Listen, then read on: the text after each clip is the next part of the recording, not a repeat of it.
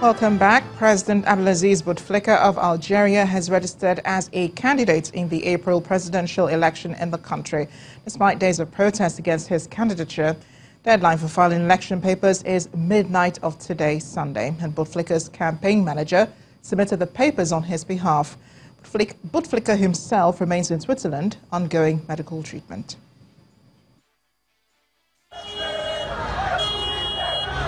The protests have been quite regular over the past few days, the sight of people holding up the country's flag and chanting songs. Hundreds have been calling for President Abdelaziz Bouteflika to abandon plans to run a fifth term in the April election. Their protests may be falling on deaf ears as the president is in faraway Switzerland receiving medical treatment. He has not been seen in public since suffering a stroke in 2013. And while he's not in the country, his campaign manager has gone ahead to submit his election form for him. Now he says the president will run in the April elections with an offer to step down after a year if he's re-elected. The announcement was aimed at appeasing those who had taken to the streets this weekend to protest. It's the first comment heard from Bouteflika since displays of dissent in Algeria started the 2011 Arab Spring uprisings that unseated rulers in neighboring countries. The now 82-year-old came into power 20 years ago. However, only 6 other candidates have formally registered to run in the election, among them a retired General Ali Ghadiri, who has promised to bring change to Algeria. Another is businessman Rachid Nekaz, who has a sizable Facebook following and is said to be unpopular among Algeria's young. He also plans to join the race. 2 opposition parties, the Labour Party and the Islamist Movement of Society for Peace, say they will boycott the election. A U.S. House Judiciary Committee says it is making preparations to investigate reports of abuse of power by U.S. Presidents Donald Trump and his aides. Chairman of the committee, Gerald Nadler, says 60 individuals and entities will be receiving subpoenas from Monday. He says he believes that Mr. Trump had obstructed justice, but ruled out the target was to impeach the president. The U.S. president has consistently denied any wrongdoing and accused Democrats of a witch hunt. On Saturday, he launched a furious attack on Special Counsel Robert Mueller, railing against the inquiry he is leading into alleged collusion between Trump's campaign and Russia.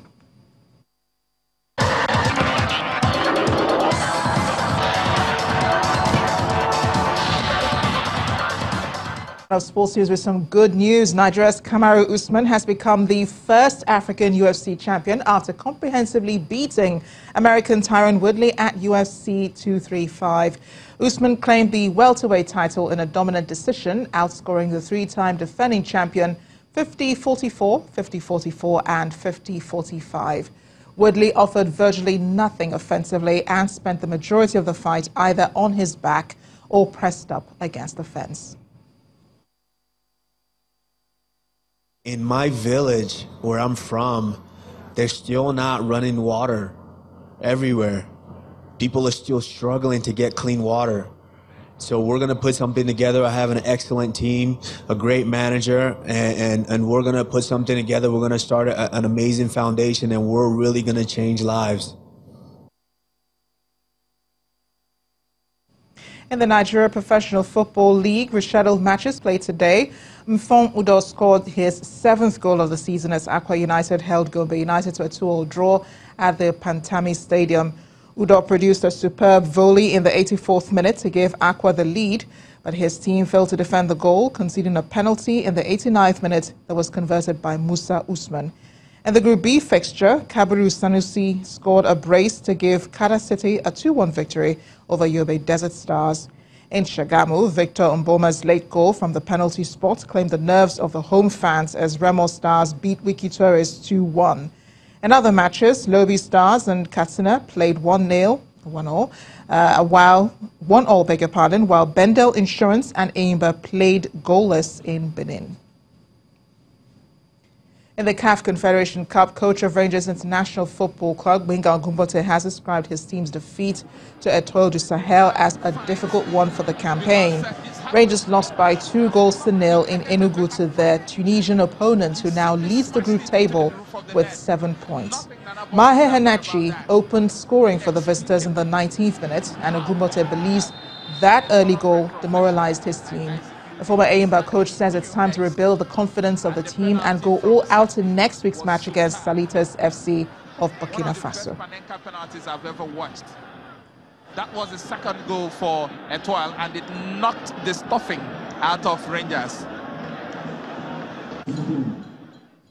To the English Premier League, Everton has ensured Manchester City remain atop of the English Premier League as they produced a battling performance to hold Liverpool to a goalless draw at Goodison Park.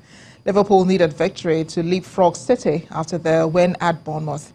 But Jurgen Klopp's side lacked the cutting edge to break the deadlock in a tense Merseyside derby. Everton's goalkeeper Jordan Pickford, the villain, when Divock Origi scored Liverpool's 96th minute winner at Anfield in December, was the hero with a brilliant first-half save from Mohamed Salah. In other matches played today, Leicester City's struggle continued with a 2-1 at Watford, while Chelsea beat Fulham 2-1 at Craven Cottage. Manchester City are now a point clear with 9 games remaining. We end with tennis. Nick Kyrgios has saved his best performance of a brilliant week for last as the Australian stunned second seed Alexander Zverev 6-3, 6-4 to win his first Mexican Open title. The temperamental Aussie, whose scintillating run to the final included wins over Stan Wawrinka and Rafa Nadal, played free and focused from the outset and frustrated his German opponents with a steady diet of drop shots. Kyrgios, who has fallen to 72 in the rankings, converted 3 of his breakpoint opportunities and sealed the win on his first championship points with a massive serve that was too much for Zverev to handle.